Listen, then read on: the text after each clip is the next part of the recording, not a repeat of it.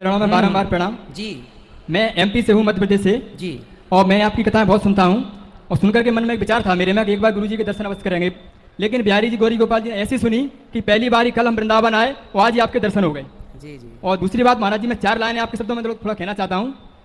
शहर वो शहर नहीं जिसमें साफ सफाई के लिए नाली न हो, ट्रैक्टर वो ट्रैक्टर नहीं जिसमें सामान ढोने के लिए ट्राली न हो, और मकान वो मकान नहीं जिसमें एक अतिथि के लिए कमरा खाली न हो, और ससुराल वो ससुराल नहीं जिसमें साला और साली न हो। हमारे अनुचार्य की कथा वो कथा नहीं जिसमें जोरदार ताली न हो।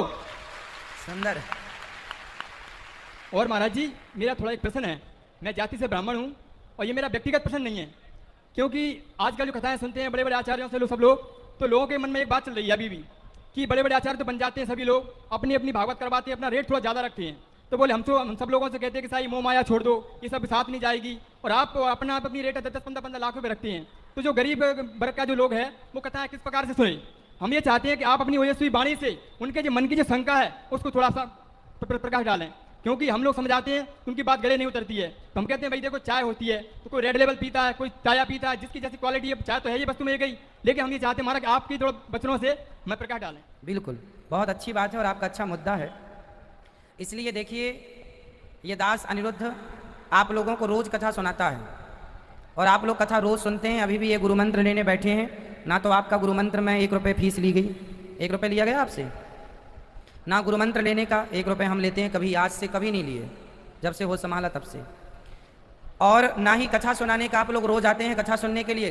कथा सुन लीजिए, आपका कोई शुल्क नहीं। आज आप 2:30 बजे से कथा सुनिए, कोई शुल्क नहीं है, कोई चार्ज नहीं है ना। तो कथा सुनाने का कोई पैसा नहीं है। आप रोज सुनिए, नित्य सुनिए। कोई आपके टीवी में कथा आती है, रोज सुनिए।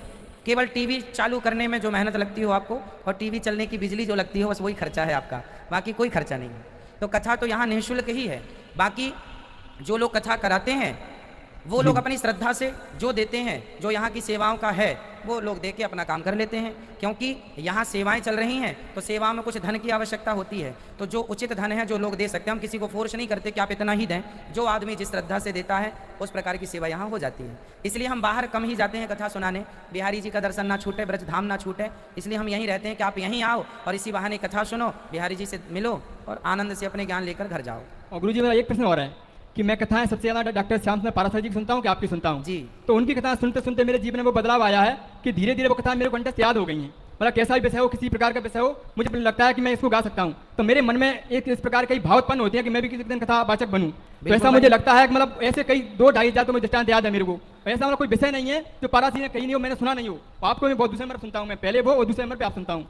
तो महाराज जी, मैंने गुरु तो बनाया नहीं है, लेकिन मन से गुरुदेव पाराशर जी मान रखा है मन से। तो क्या मैं गुरुदेव कथा चाहता हूँ कि मैं आगे मुझे बांचना चाहिए या नहीं बांचना चाहिए? तो आप गुरु मंत्र प्राप्त कर लीजिए। अच्छा। हाँ, इसके बाद फिर गुरु जी जो आज्ञा दे वो फॉलो करिए बस। और खुश रहिए। ऐसा कोई सब जो प्रमाण पत्र या डिग्री तो लेना पड़ती नहीं, सब वही वो तो ज्ञान होना जरूरी है। हाँ, ज्ञान यदि आपको है वो गुरु जी सब समझाएंगे, फिर आपको गुरु जी आपको पढ़ाएंगे। यदि आप पढ़ना चाहें तो पढ़ा देंगे। नहीं गुरु जी, बहुत बहुत धन्यवाद, आपके दर्शन हुए। खुश रहिए। खड़े हो जाइए। पीले कपड़े वाले बच्चा खड़ा था बहुत देर से, खड़े हो जाओ बेटा।